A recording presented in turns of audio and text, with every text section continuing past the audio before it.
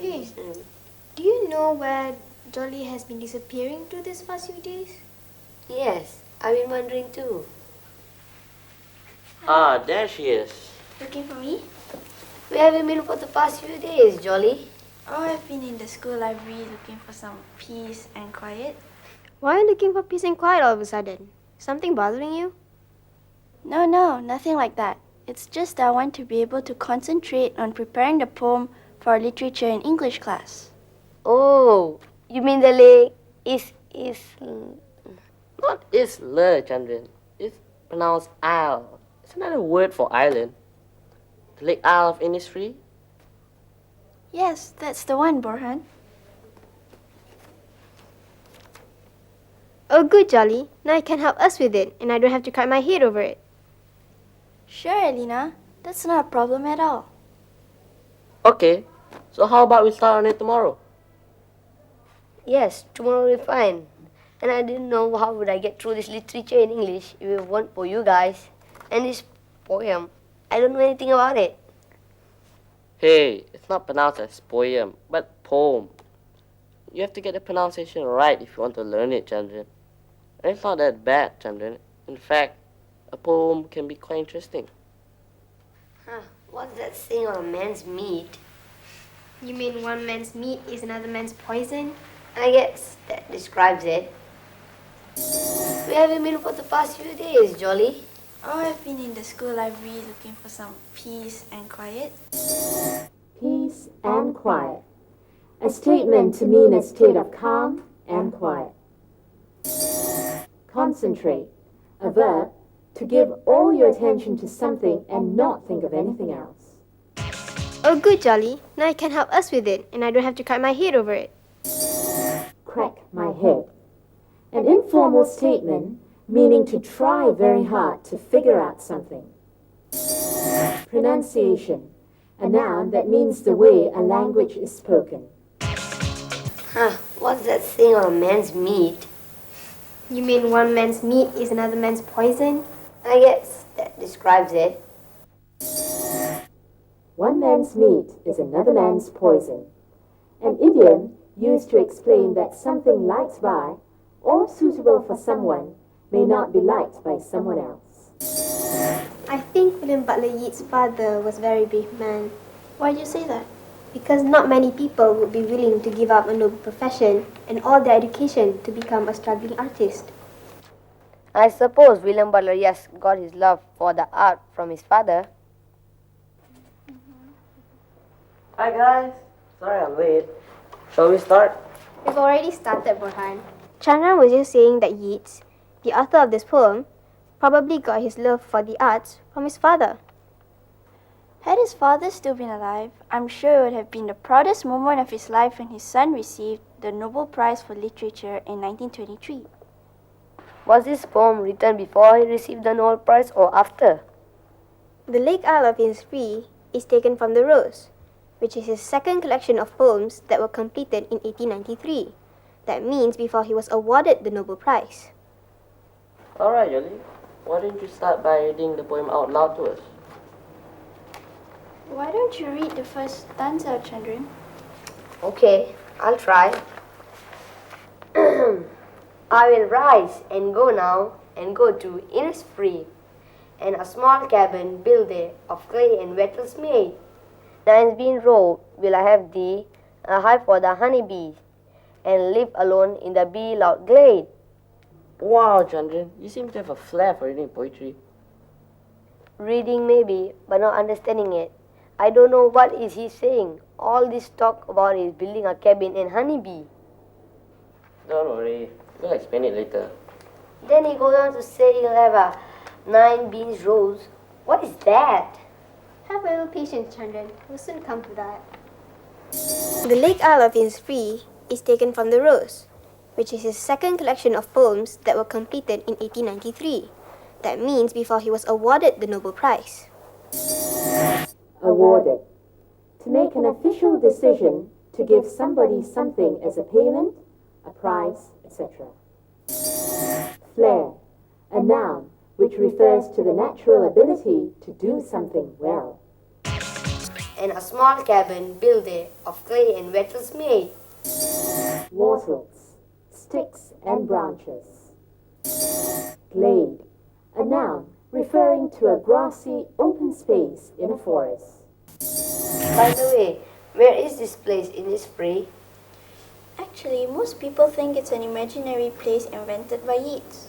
And from the poem itself, we know that it's a small island in the middle of a lake. Probably surrounded by plants and wildlife. All so quiet and peaceful. If you can close your eyes, you can just imagine it. It seems to me that Yeats longed for such peace and quiet. But why does he want to be in a beat-out glade? Isn't that noisy? Yes, but when bees are buzzing, it is the sound of nature at work, not the noise and hustle and bustle of city life. Reminds me of the time when my dad took us camping up Gunung Ledang in Johor. Did you actually have to hike up? No, not really. We could drive up there, but there were many of these wooden cabins here and there, all surrounded by nature. Just like in this poem. And imagine a place like that actually exists, and in Malaysia too. Perhaps we could organize a class trip there next time. What a real change it would be from the sound of KLCD. Then we could all read this poem out loud there and won't have to imagine this place. But why do you suppose Yeats wants a hive for his honeybee when he is already living inside a bee-loud glade? Yes, that does seem rather odd, doesn't it? My opinion is that the beans and the honey from his honeybees will provide him food, so he will be self-sufficient and he wouldn't need the outside world. It seems to me that Yeats longed for such peace and quiet. Longed. A verb meaning to want something very much, especially if it does not seem likely to happen soon. Yes, but when bees are buzzing, it is the sound of nature at work, not the noise and hustle and bustle of city life. Hustle and bustle. A term used to describe busy, noisy activity of a lot of people in one place. Yes, that does seem rather odd, doesn't it? My opinion is that the beans and the honey from his honeybees will provide him food, so he will be self-sufficient and he wouldn't need the outside world. Self-sufficient. Being able to do or produce everything that you need without the help of other people. Why don't you read the second and third stanzas, Selina?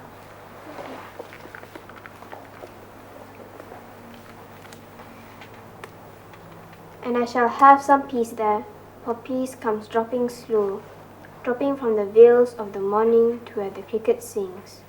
There midnight's all a glimmer, and noon a purple glow, and evening full of linnets' wings. I will arise and go now, for always night and day. I hear lake water lapping, with low sounds by the shore, while I stand on the roadway, or on the pavement's grey. I hear it in the deep heart's core. Boy, that sounds confusing. It's so wordy. I can't even make any sense out of it. Yeah, the first stanza was easy enough, but this one's a little difficult. Dropping from the wheels of the morning. Oh dear. What are you saying now? Allow me, my friends. Let me help you out here. The whole of stanza 2 basically describes in different ways all the sights and sounds that exist on Innisfree. So he says the peace envelopes him completely, so much so he can even hear the crickets sing in the daytime. That shows how quiet it is, for crickets are normally heard only at night when everything is so quiet. I see. So the midnight's all a glimmer means that the nights are so clear that he can see all the stars in the sky. You're absolutely correct. I think you're getting the hang of it, Chandran. What Yeats is saying is that it's so quiet there that you can even hear the crickets in the daytime and the flapping of birds' wings as they fly home in evenings. And that the air is so clear that you can see all the stars by night and all the colors of nature by day. And why do you suppose Yeats may have written such a poem in the first place? Do any of you know? Perhaps because he may have been yearning to go and live in such a place. Maybe whichever city he was living in at the time was perhaps very noisy and polluted. Yes, that's why the last two lines, stanza 3, says that no matter where he is in the city, deep in his heart, he can still hear the sounds of the lake calling him back to Innisfree. By Jove, I think you got it. Yes, you've hit the nail on the head again, Chandran. Well done, my friends. By breaking the poem down bit by bit and asking the right questions amongst yourselves, you have been able to figure out the literal and figurative meanings. Yeah.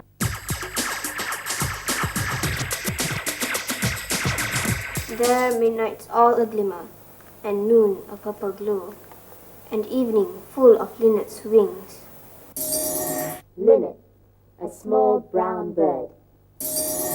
Wordy, an adjective that means to express something in too many words. Boy, that sounds confusing. It's so wordy. I can't even make any sense out of it. Can't make any sense means you can't understand something. You're absolutely correct. I think you're getting the hang of it, Chandran. Getting the hang of it.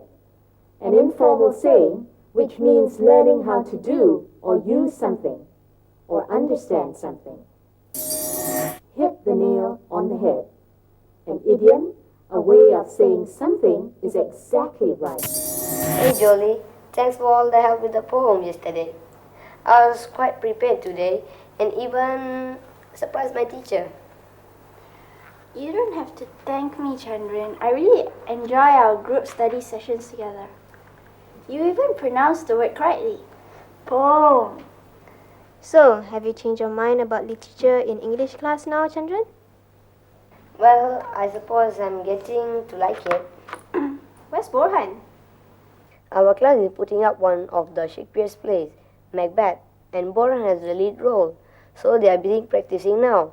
I'm reading it as well so that I know what are they talking about. What's the play for? For the year-end concert at school, the whole class is pretty excited about it. The costumes are going to be quite grand. Does Borhan know he's going to have to wear a leotard? He's gonna have a fit when he finds out. We'll let Mrs. Paul, who's in charge of the play, tell him that.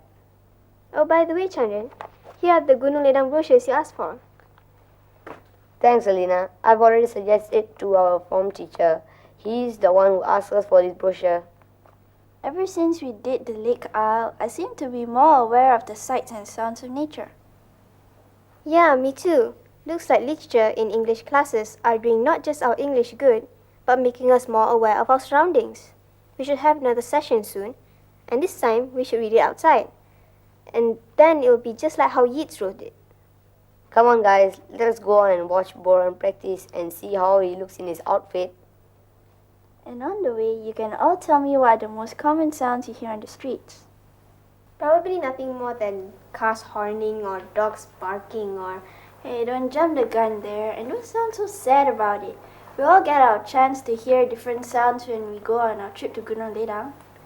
Come on, let's get going. I don't want to miss a rehearsal and to watch our friend looking funny in his costume. Okay.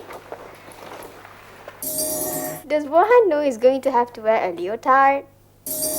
Leotard, a piece of clothing which fits tightly over the body, usually worn by dancers. He's gonna have a fit when he finds out. Have a fit, an idiom to be very shocked, upset, or angry. Brochures, a noun, a small magazine or book containing pictures or information about something or advertising something. Hey, don't jump the gun there and don't sound so sad about it. We all get our chance to hear different sounds when we go on our trip to Gunung Ledang. Jump the gun, a phrase that means to do something too soon. Rehearsal. A noun that means a practice performance of a play or something similar.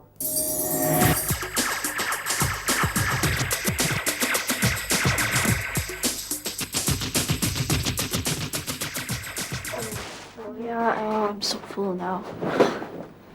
Why, am I full or what? I'm bursting at the seams. Tell me about it. It was just that it was like so good, I couldn't stop wolfing it down. Jennifer's mother is really a good cook. She's always organizing all these parties for Jennifer with loads of food and fun games. Yeah, she kept piling the food onto my plate. But I didn't mind. I was famished after skipping lunch today. You did that. You shouldn't skip meals, you know. It's bad for you. While I was rushing for my piano class, my mom was late in picking me up. And then I had to get stuff for my art class. One thing led to another. Before I knew it, it was 3 o'clock. My mom said you could develop stomach ulcers if you skip meals. They're really painful, and a real pain once you've got them.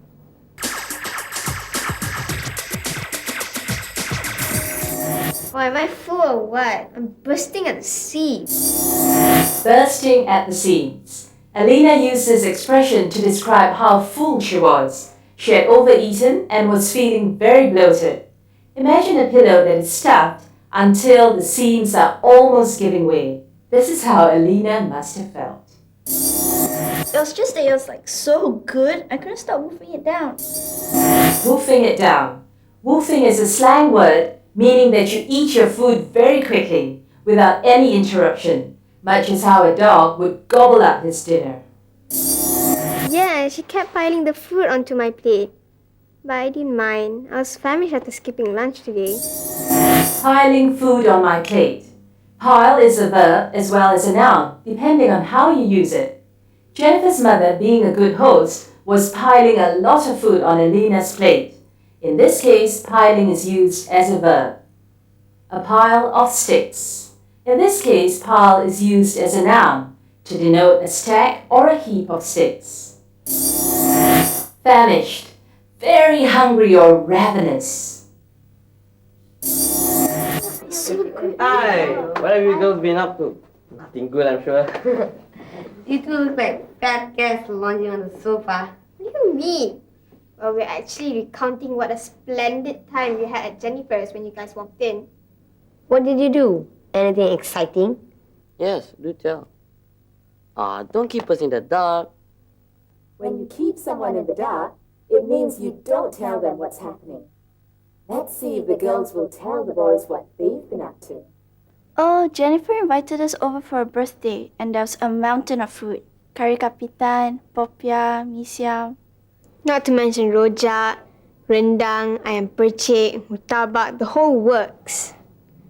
Gee, it's really making my mouth water. So how come we weren't invited?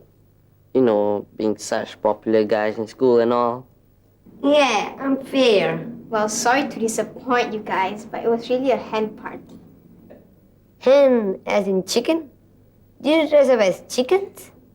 Give me a break, Chandran. Jolly, would you care to explain? But of course, a hen party is an all-girls party, you know, where no boys are allowed. Hen, female, get it? As opposed to cockerel, male?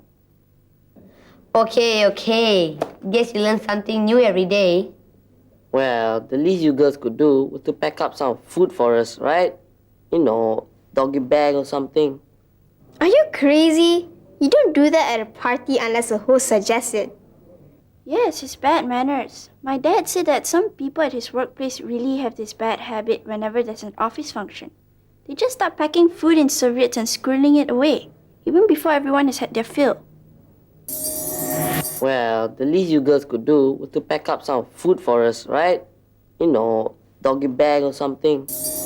Doggy bag. Leftovers. When you go for dinner at a restaurant and you can't finish your food, you can ask the restaurant to pack the leftovers for you. The phrase was originally coined to suggest the leftovers were meant for your dog, hence doggy bag. I agree. It's such a greedy thing to do. Anyway, what else do you have? Any Peranakan food? What's that? Aha, so there's something you don't know after all, Miss Maripants. Okay, so what's Peranakan? Well, Have you heard of the Babas or Nonias? They're the same thing. The men are called Babas and the women Nonias. They're mostly from Penang and Malacca, the former street settlements. Yeah. They're supposed to be Malay in form and Chinese in spirit, whatever that means. Remember your history? In the 15th century, when Malacca was a great trading center, the Emperor of China gave his daughter Hang Lipo as a bride to the Sultan of Malacca. She brought with her about 500 of her people, and over time, these Chinese intermarried with the locals, and their descendants today are what we call Peranakans, Babas, or Nyonyas, whichever term you want to use. So you mean to say that they've been here for over 500 years? Whoa. Yes, and what's interesting is that they wear Malay dress. The kebaya with brooches called kerongsang and eat Malay food, but they actually follow Chinese customs and rituals. Now that you have mentioned it, my neighbor down the road must be a Nyonya.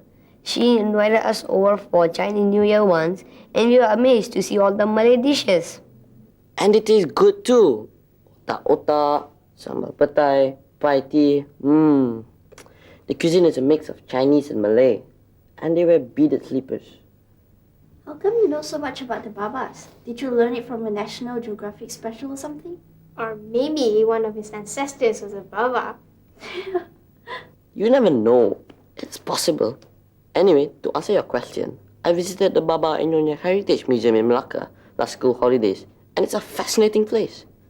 Really? Was there a lot to see? My mom dragged me there, and I thought it's gonna be a boring place. But after an hour, I still couldn't tear myself away from the museum. Lots of antiques, gold ornaments, and even marriage beads. Marriage beds? Sounds interesting. Yeah, I think I've seen a picture of it. Well, they're big and decorated with dragons and birds. Marriage was a big thing in this community. Oh boy, it's already 10. My mom's gonna have a fit. I didn't realize the time. Mine too. It's not because of you, Borhan. Going on and on about the Peranakans. Yeah, blame it on me. That's what I get for educating you girls, right? Women, you can't beat them.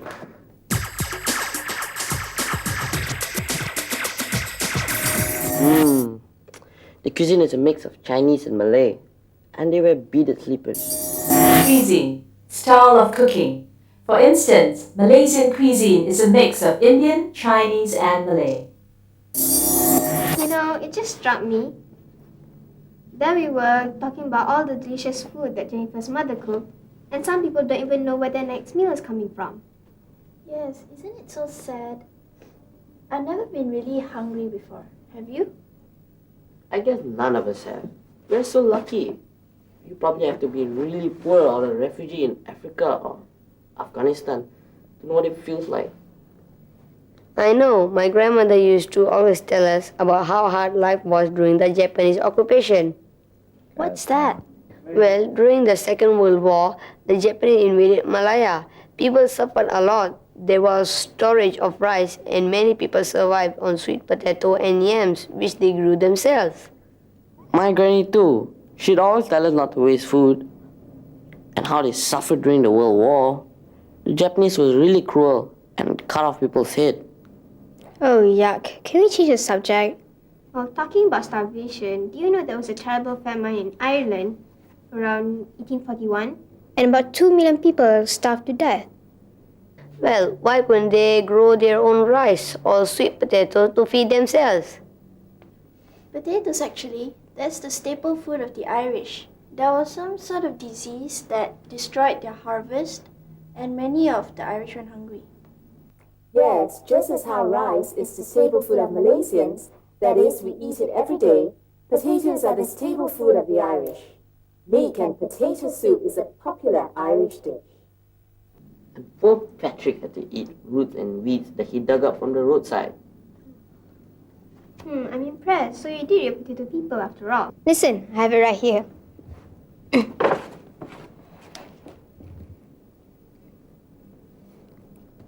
Patrick had not had any food for 3 days, and he was desperately hungry. A week earlier, he and another boy from the village had found half a dead dog. The meat smelled terrible and there was worms in it. But still they had eaten it. Afterwards, they had been sick for 3 days and 3 nights, and Patrick had thought he was going to die. I think I'm going to puke. I suppose if you're that hungry, you'll eat anything.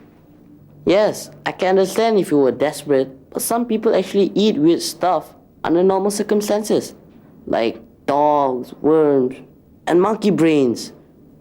You must be joking. No, it's true. The Aborigines of Australia eat worms. It's a delicacy. They call them wisty grubs.